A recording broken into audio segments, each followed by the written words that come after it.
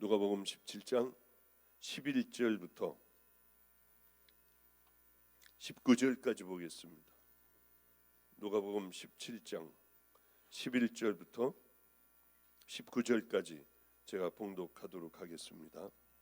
예수께서 예루살렘으로 가실 때 사마리아와 갈릴리 사이로 지나가시다가 한 마을에 들어가시니 나병 환자 10명이 예수를 만나 멀리 서서 소리 높여 이르되 예수 선생이여 우리를 불쌍히 여기소서 하거늘 보시고 이르시되 가서 제사장들에게 너희 몸을 보이라 하셨더니 22절 그들이 가다가 깨끗함을 받은지라. 그 중에 한 사람이 자기가 낳은 것을 보고 큰 소리로 하나님께 영광을 돌리며 돌아와 예수의 발 아래 엎드려 감사하니 그는 사마리아 사람이라. 예수께서 대답하여 이르시되 10사람이 다 깨끗함을 받지 아니하였느냐? 그 9은 어디에 있느냐? 이 이방인 외에는 하나님께 영광을 돌리러 돌아온 자가 없느냐 하시고 그에게 이르시되 일어나 가라 내 믿음이 너를 구원하였느니라 하시더라. 아멘 아멘.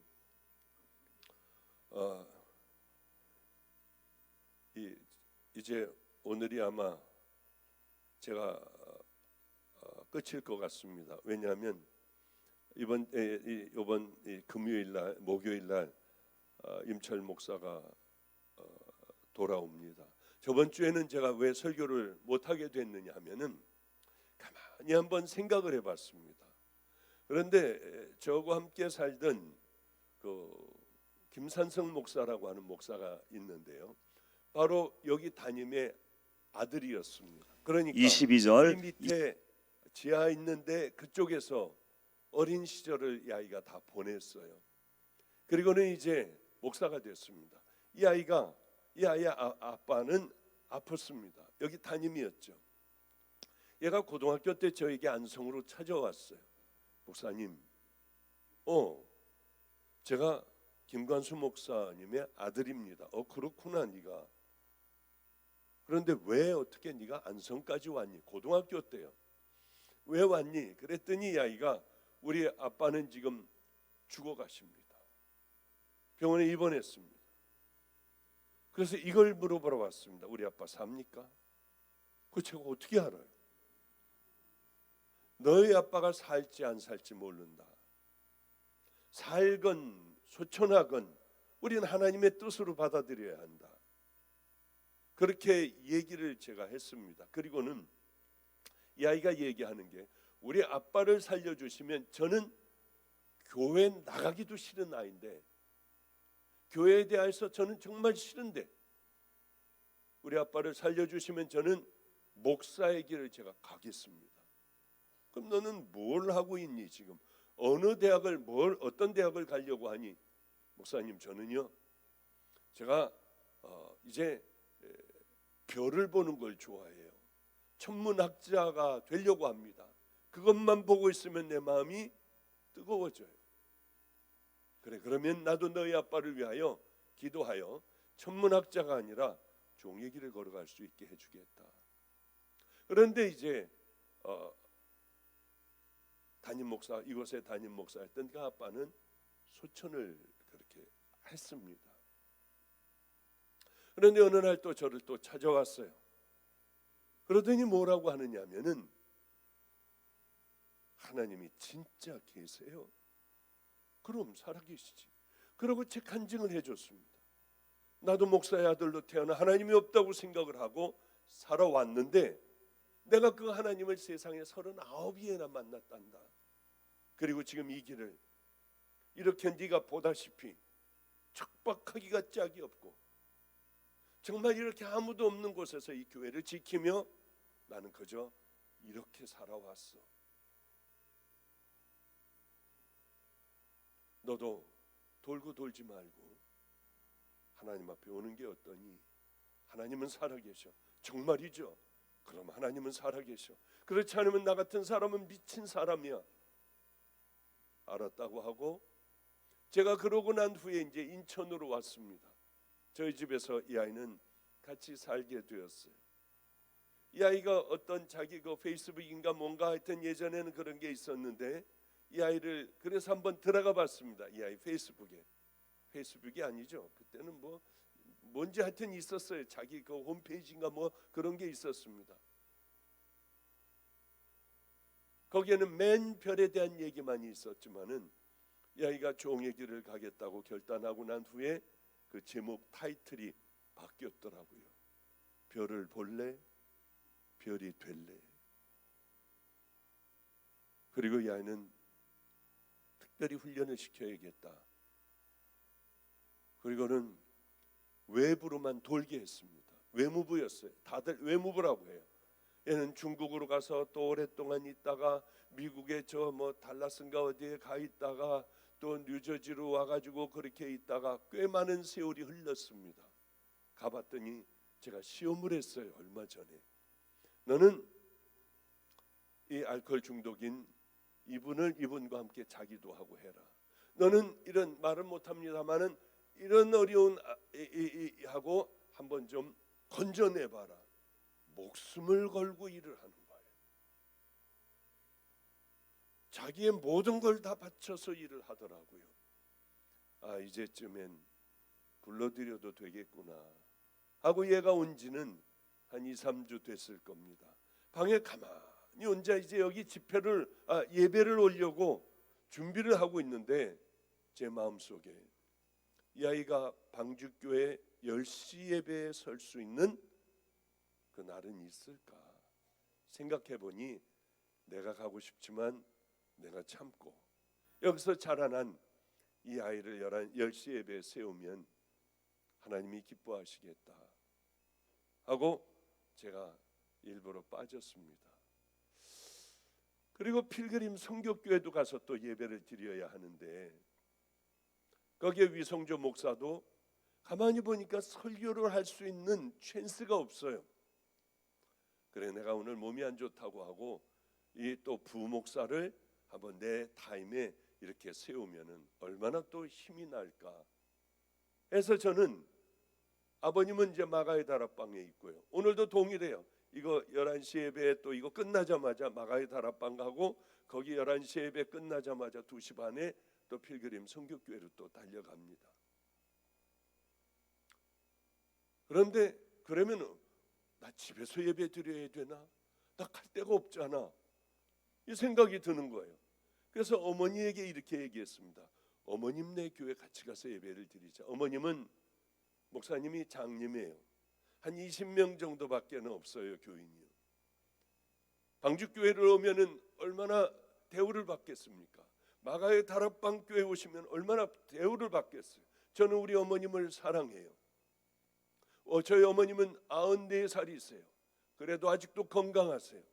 어머니, 내가 어머니를 사랑해서 그러는데 가장 고통스럽고 어려운 교회를 섬기다가 주님 앞에 가시면은 하나님 앞에 할 말이 있을 거 아니에요. 그래서 제가 우리 동네 주변을 다 찾기를 시작을 했는데 가난하고 또 앞을 못 보는 그런 목사님이고 자녀가 찬양을 하는데 아무래도 좀 지적인 장애가 있는 것 같아요. 제가 보기에는요 이 교회 가면 되겠다 하고 어머님은 꽤 오래전서부터 그 교회를 열심히 다녀요. 누가 뭐를 가지고 오면 우리 목사님 드려야지. 이건 우리 목사님 드려. 저에게도 그러세요. 박 목사 내가 언제 평생 부탁한 적 있어? 나 한 달에 50만 원만 줄 수 있어? 왜? 50만 원이 왜 필요하시냐? 94살이신데 딸들이 줄 거 아니냐? 아니야. 그래도 우리 목사님 사모님에게 용돈으로 드리려고. 거기는 6개월간 월급도 못 받았대. 아주 옷도 추로하기가 짝이 없어. 그래 매달 50만 원씩을 드리기 시작한 게 벌써 오래됐습니다. 사모님에게 가장 신나는 날이 월 말이 되면 50만 원을 가지고 사모님 몰래 가서 주머니에다 쓱 넣어놓고 이건 헌금 아니에요. 이건 헌금 절대로 아닙니다. 그 교회를 제가 가게 됐습니다. 가서 설교를 열심히 했어요. 헌금 좀 할 수 있는 사람들 좀 보내라. 각 교회에다가 얘기했는데 세상에 제 말을 이제는 안 들어요. 이제는 다 큰 모양이야. 아마 가가지고 설교하는데 왜 그렇게들 안 왔는지요. 썰렁하기가 짝이 없어요. 불편한 마음으로 최선을 다해요. 그리고 제가 갖고 있던 몽땅 다 헌금을 제가 해버렸어요. 얼마나 행복한지요. 괜히 서론이 길어졌습니다. 뭐 본론 못 따라가면은 다음 주에 임 목사 다른데 한번 또 보낼게요. 한 일주일 또 갔다 오라고 할게요. 우리는 믿음의 자녀들입니다. 또 하나님의 종들이에요. 그렇다고 하면 가장 큰 기쁨이 뭘까? 우리들의 기쁨은 세상의 것들을 소유해서 기뻐해야 합니까? 화려하고 좋은 데 가서 앉아 있어야 합니까? 아닙니다. 배려해 줄 줄 알고, 제가 잘났다고 하는 게 아니라 배려해 줄 줄 알고 가장 어려운 곳에 가서 기둥이 될 줄 아는 그런 믿음의 자녀들이 이제 하나님 앞에 여러분들이 한번 가보십시오.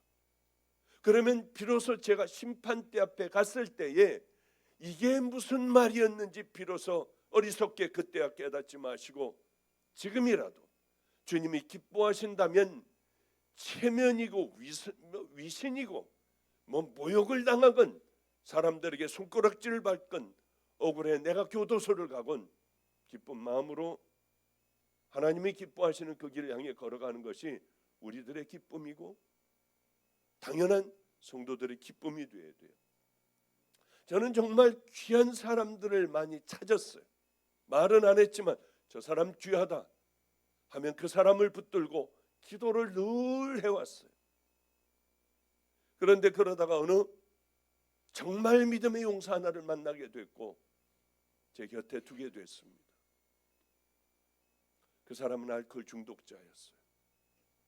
그저 쓰러져 대소변을 다 바지에다가 보던 사람이었습니다. 이 사람이 딱 구원된 거예요. 무섭게 하나님을 섬기더군요. 우리 같이 시시하게 그저 교회 한번 와서 보고 가고 하는 것이 아니라 생명을 걸고 이 예수를 믿기 시작을 하더라고요. 나가서 생명을 다해 전도하더군요. 길거리에 전도자가 됐어요. 가난하기가 짝이 없었습니다. 이번엔 돈이 없었어요. 목사님 정말 재밌는 일이 있었어요. 뭐 어떤 일이 있었어? 돈이 하나도 없어서 하나님 마가의 다락방 가야 돼요. 그러면은 마음에 버스 정류장으로 가봐. 그럼 버스 정류장에 가서 서 있다가 보면은 아이고 어디 가세요? 저 인천 갑니다.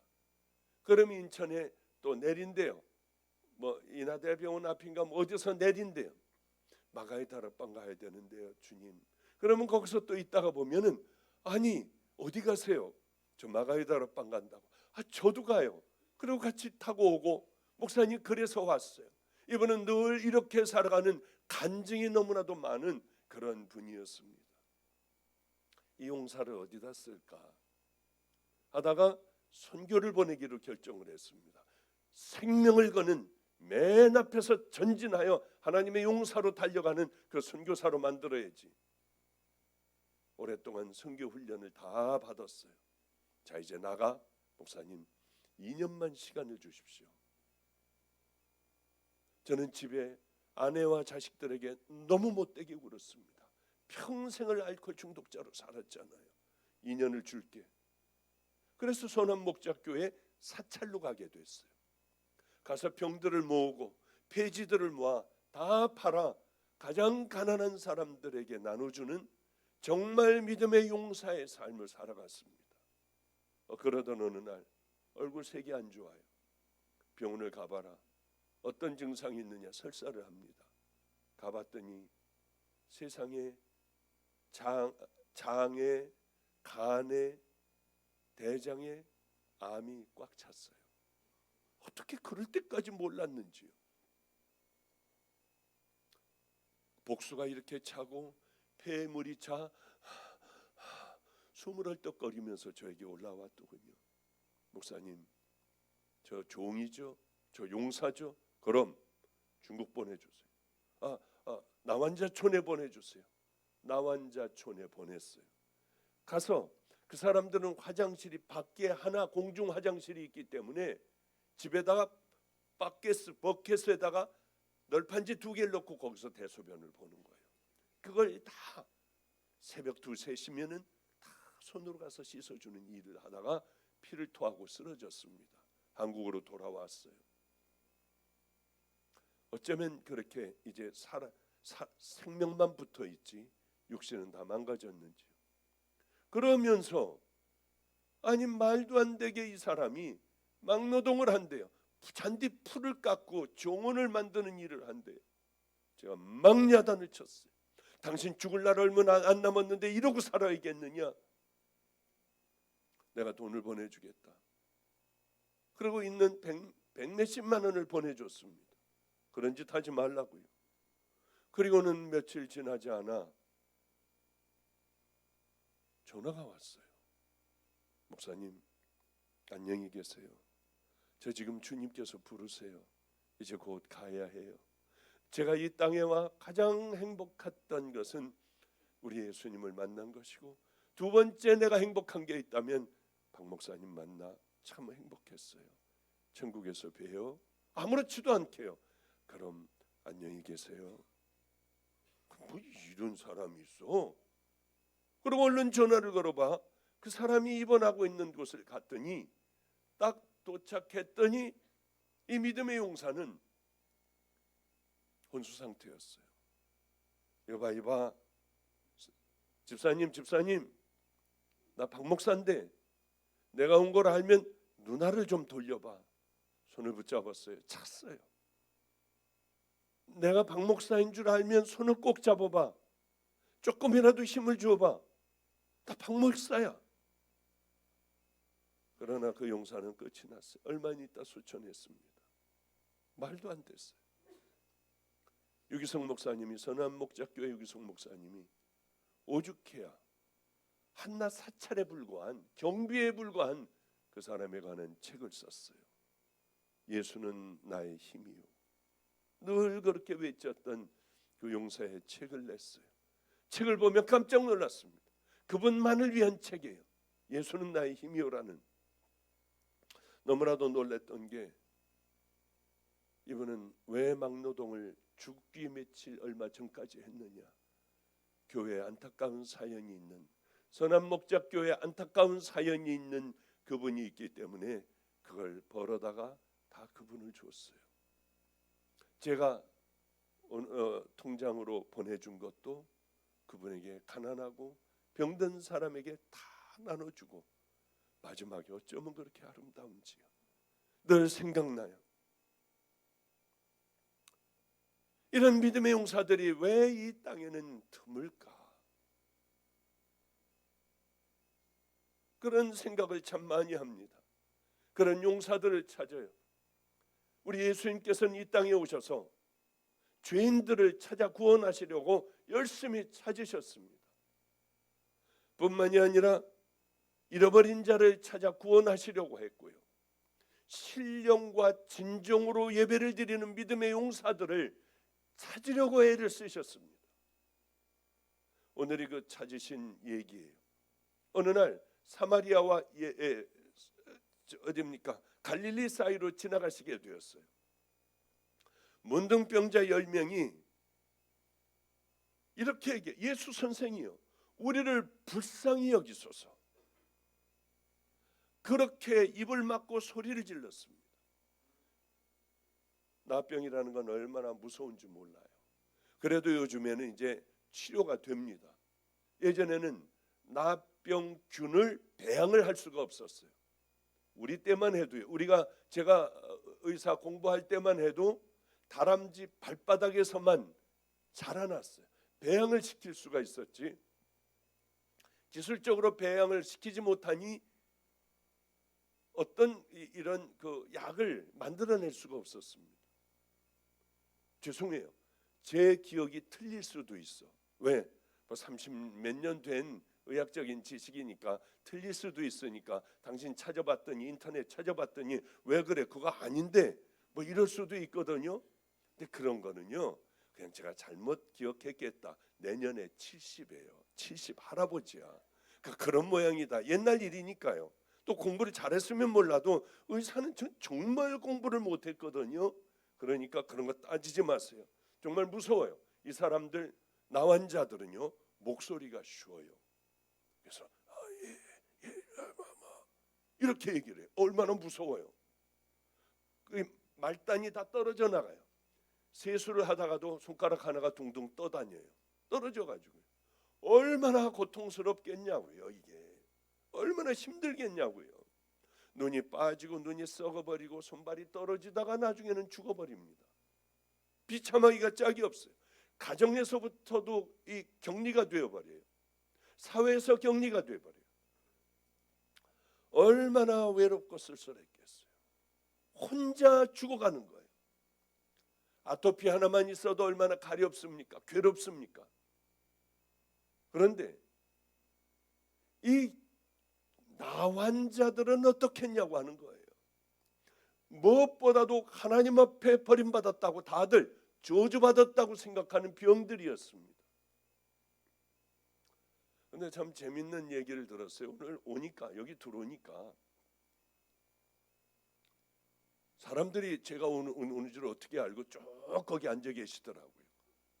하여튼 그래서 열심히 다 기도를 해드렸는데 두 아이가 엄마하고 같이 기도를 받더군요. 얘네들도 하여튼 이뻐가지고 뭐 사진 찍자고 해가지고 뭐 이렇게 하고 하여튼 사진을 찍었습니다. 그리고 와가지고 호박죽을 참 맛있게 먹고 있는데 저 강태훈 목사가 이런 얘기를 해요. 저 꼬마들이 둘이 다 아토피 피부염에 걸렸대요. 그런데 어느 날 그 남자아이 요만한 아이가 자기 저금통을 갖고 와가지고 이거를 좋은 데다 써달라고 하더래요. 그러고 난 다음에 뭐 여기 조금 이제 뭐 손 뭐 어디 조금만 아토피가 남고 다 나았다고 하더라고요. 저는 깜짝 놀랐어요. 이 꼬마가 어떻게 그걸 알았을까? 하나님께서는 돈을 원하시지 않아요.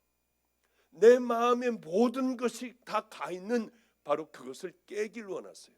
제 멘토는 늘 저에게 이런 얘기를 했습니다. 힘들 때가 있을 거다. 목회를 하며 앞이 꽉 막힐 때가 있을 거다. 그때는 감사와 기도로 새끼줄을 꼬아 하늘에 닿게 하라. 그거 하나였고요. 그래도 안 될 때가 있을 거다.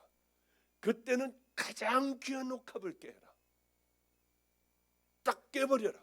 그리고 마음을 하나님 앞에만 온전한 마음을 들여 하나님 앞에 확 깨버려라. 그게 꼭 돈이라고 하는 말은 아니에요. 그것이 무엇이 되었든지 이 꼬마는 어떻게 할까? 제가 이제 붙들고 기도하려고 해요. 이 아이의 병을 치료해달라. 왜? 이걸 깨달은 아이요. 어린아이 요만한 아이예요. 이걸 깨달은 아이는 분명히 하나님께서 함께 해주셨겠다. 저 지혜를 주셨겠다. 오늘부터 저 아이 얼마나 기도할지 알지 못하지만 생각날 때마다 내 기도에 넣어줘야겠다. 이 귀한 아이. 자기가 모아놨던 것을 어린아이가 어른들 같으면 할 수 있겠지만은요. 하여튼 어쨌든 간에 그렇게 소리 지르며 간절하게 기도하고 간절하게 예수님을 부르는 기도 그들을 통하여 예수님께서는 이렇게 말씀하셨습니다. 멀리 떨어져 입을 가리고 있었어요. 가서 너희 몸을 제사장에게 가서 보여라. 자, 이제 제사장은 그때 의사나 마찬가지였습니다. 제사장이 그래 너희들은 깨끗하게 났어 하면은 집에 돌아가 옛날에 건강할 때 같이 살아갈 수가 있었어요. 그러나 너는 아직 안 났어. 다시 동굴로 나병 환자들이 살아가고 있는 이 사람들의 굴로 돌아가야 했습니다. 그러니까 제사장에게 다들 10명이 가다가 보니까 아니 가는 도중에 다 나은 거예요. 제사장은 너희들은 다 나았다. 가장 먼저 생각했던 게 뭘까요? 내 아내에게 사랑하는 가족에게 이걸 보여줘야지. 나는 이제 옛날과 같이 행복하게 살 수 있다고 가서 얘기를 해줘야지. 가장 먼저 생각난 것이 예수님이 아니라 치료해 주신 분이 아니라 가족 식구들이었어요. 사랑하는 식구들, 나쁜 건 아니에요. 저도 죽다가 살아난 적이 있습니다. 내 생명을 하나님 앞에 드리기로 1번으로 결단을 하고 제가 가지고 있던 의학적인 모든 것들을 다 쓰레기통에 다 집어넣었어요. 하나님, 제가 가지고 있는 모든 재산 다 이제는 주님 거예요. 제 모든 것은 주님 거예요. 더 드릴 게 뭐가 있을까? 더 깰 게 뭐가 있을까를 생각을 했습니다. 확 다 깨버릴 게 뭐가 있을까? 재산들, 명예들, 나 이제 친구 안 만나요. 세상으로 절대 나가지 않겠어요. 내 재산은 이제 다 남의 거예요. 정말 팔아가지고 다 나눠줬습니다. 가난하고 어려운 사람들에게. 또 뭐가 있을까? 하나가 있었어요. 생명보다 귀한 그게 있더라고요. 아들이었습니다. 내 친아들이요. 하나님, 내 살아있는 동안 내가 죽으면 죽었지 이 아이를 하나님 위에다 놓고 살지는 않겠어요. 이 세상의 모든 건 다 하나님 아래입니다. 그 일들은 내 죽는 그날까지 지킬 겁니다. 참 어려운 일들이 많았어요. 참 힘든 일이 많았어요. 혼자, 저는 잘 울지를 않지만은 혼자 통곡을 하며 우는 밤도 있었어요.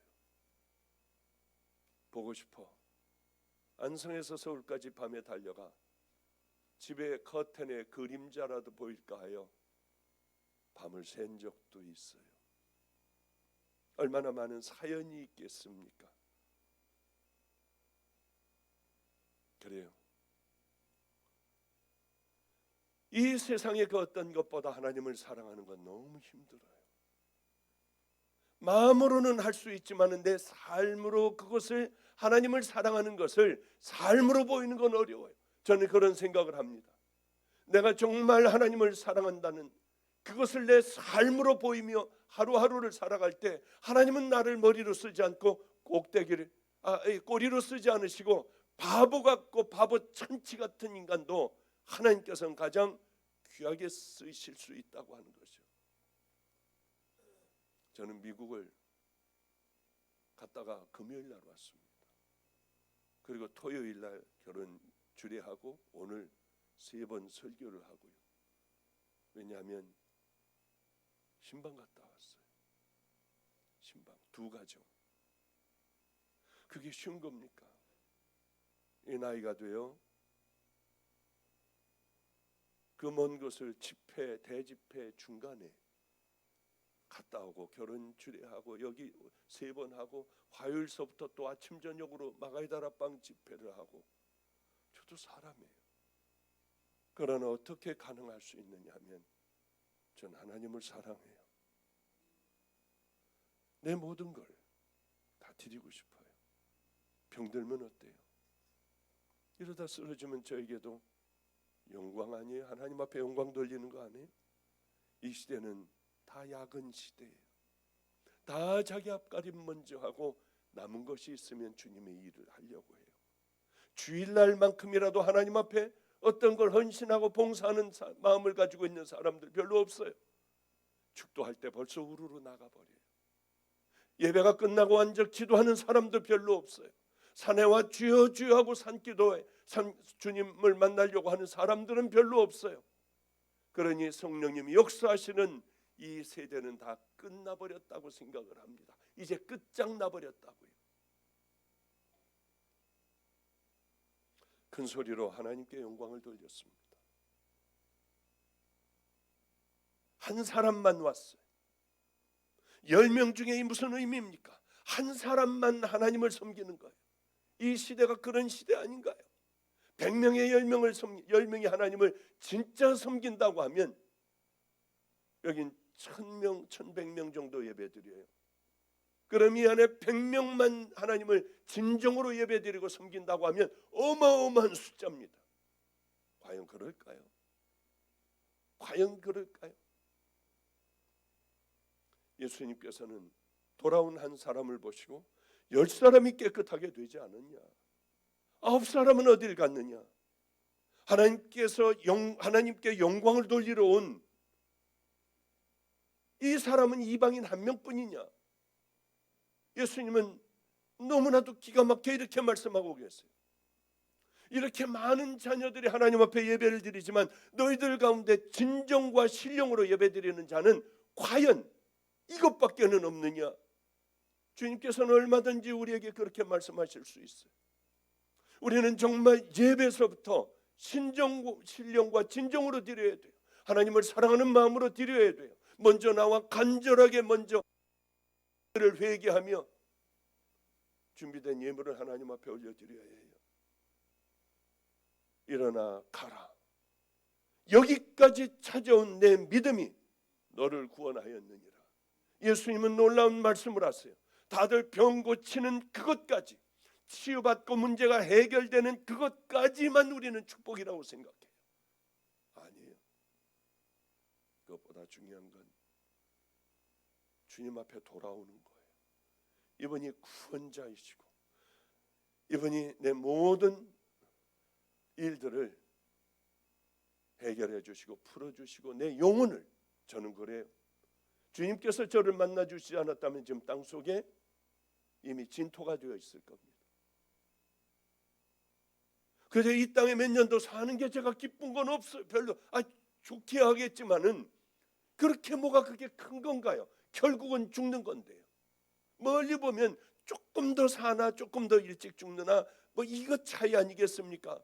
제가 너무나도 기뻐하고 뛸 듯이 좋아했던 것은 내 영혼이 구원받은 거예요.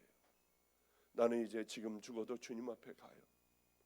그러니 내 육신을 어떻게 내가 써야 하나요? 누구에게 카톡을 받았습니다. 이거 읽으면 늦을 것 같아. 그래도 꼭 읽고 갈게요. 절망하는 이들에게 희망을 깨워주는 다이제스트가 20세기 최고의 수필가로 꼽았던 헬런 켈러. 보지도 못하고 듣지도 못하고 말도 못하는 분이 있죠. 농자, 아자, 맹자였어요. 내가 사흘만 볼 수 있다면 첫날은 나를 가르쳐준 고마운 앤 설리번 선생님을 찾아가 그분의 얼굴을 뵙겠습니다. 그리고 아름다운 꽃들과 풀과 빛나는 저녁 노을을 보고 싶습니다. 둘째 날에는 새벽에 먼동이 도는 것을 보고 싶습니다. 저녁에는 영롱하게 빛나는 별을 보겠습니다. 셋째 날에는 아침부터 일찍이 부지런히 출근하는 사람들의 활기찬 표정을 보고 싶습니다. 점심때는 아름다운 영화를 한 편 보고 저녁에는 집에 돌아와 사흘간 눈을 뜨게 해주신 하나님께 감사 기도를 드리고 싶습니다. 유럽을 제패한 나폴레옹은 죽을 때 내 생에서 행복한 날은 6일밖에 없었다 고백했습니다. 그러나 눈이 멀어 볼 수 없었고 귀가 먹어 들을 수 없었던 헬렌 켈러는 내 생에 행복하지 않은 날은 단 하루도 없었다고 말했습니다. 보통 사람들의 상식으로는 나폴레옹이 더 행복했을 것으로 생각되지만 행복의 척도는 생각하고 느끼는 관점에 따라 달라지는 것을 깨닫게 하는 소중한 말입니다. 1990년대 활발하게 활동하던 개그맨 이동우 씨는 2003년 신혼의 행복에 젖어 있을 무렵 망막 색소 변성증이라는 희귀한 판정을 받았습니다. 주변의 시야가 점차 좁아져 정상인의 시력의 5%밖에 볼 수 없게 되었습니다. 사랑하는 아내는 물론 주변의 모든 사람들의 얼굴을 볼 수 없었다. 모든 것을 포기하고 싶은 시간이 흐르기 시작했다. 그러던 어느 날 이 씨의 사연을 들은 40대 어느 남성이 눈을 기증하겠다는 의사를 밝혔다. 이 씨는 기쁜 마음으로 남성이 산다는 천안으로 한 걸음에 달려갔다. 하지만 그의 눈을 기증받지 않고 돌아왔다. 의아한 마음에 주변 지인이 그냥 돌아온 이유를 묻자 이 씨는 이미 눈을 기증받은 거나 마찬가지입니다. 그분은 저에게 세상을 보는 눈을 주셨기 때문입니다. 라고 말했다. 눈을 기증하겠다는 그 남자는 근위축증 환자였다. 게다가 사지도 쓰지 못하는 성한 곳이라고는 오직 눈밖에 없는 사람이었다. 이 씨가 다시 입을 열었다. 나는 하나를 잃고 나머지 9을 가지고 있는 사람입니다. 그분은 오직 남아있는 것마저 저에게 주려고 했습니다. 그걸 어떻게 달라고 할 수 있겠습니까? 살아가다 보면 한 개를 가지면 2개를 가지고 싶은 게 사람의 욕심인데 이 씨의 마음은 그렇지 않았던 것이다. 이 사연이 알려진 뒤로 그나마 다행스러웠던 것은 쉽게 자신 곁을 떠나리라 생각했던 아내가 그의 곁을 지켜준 일이었다. 하지만 시련은 멈추지 않았다. 생계의 많은 부분을 책임지고 있던 아내가 뇌종양으로 쓰러졌고 한쪽 귀의 청력마저 잃었다. 이 씨는 시력과 일거리를 잃고 아내는 청력과 운영하는 가게까지 잃었다. 그러나 혹독하게 짓누르던 시련에도 삶은 계속되고 희망은 싹트기 마련인지 이들에게 세상과 무엇과도 바꿀 수 없는 선물, 딸이 생겼다. 그는 아내와 딸아이와 나누는 큰 사랑으로 가슴 시린 아픔도 절망도 잘 이겨냈다. 특히 그의 아내를 통해 참된 사랑을 만났고 그 사랑으로 다시 세상에 나올 수 있었다고 한다. 참 가슴 뭉클하지 않아요? 세상이 좀 이래야 하는데, 믿는 사람들이라도 이런 마음을 가져야 하는데, 하나님 앞에 여러분 진심으로 감사하세요. 그냥 아침에 눈 뜬 것도 감사하고요, 이렇게 숨 쉬는 것도 감사하고, 내가 원하는 곳으로 내 발 가지고 걸어가는 것도 감사하고, 아직도 조금이라도 남들과 나눌 수 있는 것 열심히 나누고 살 수 있는 것도 감사하고, 마음에 기댈 것도 있고, 또 나를 아껴주는 여러분들 소중한 가족이 있지 않습니까? 미워하지 말고 이제는 사랑하고 하나가 돼서 함께 걸어가는, 그리고 주님 앞에 감사할 줄 아는 귀한 성도님들 되시기를 주님의 이름으로 축복합니다. 우리 기도하겠습니다.